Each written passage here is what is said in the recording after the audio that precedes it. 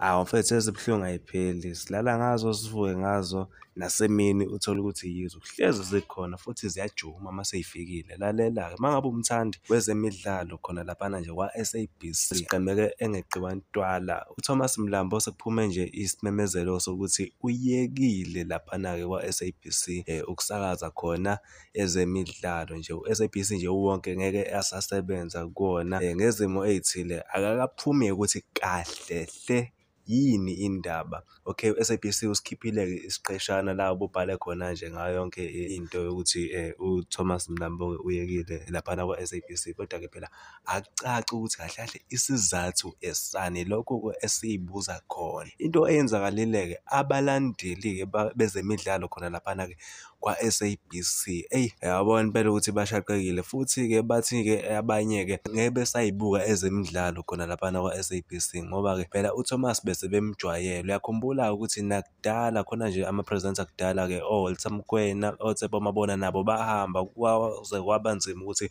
begcine bemjwayele uMlambo. uMlambo ubelishaya lolu hlelo kakhulu. Asithembe-ke lona ozovala isikhala sikaThomas Mlambo uzofike nje angene nswi ey'cathulweni zakhe. Lalela-ke ungakhohlwa ukuthi usubscribe phela uphinde u-like. Danke lapho.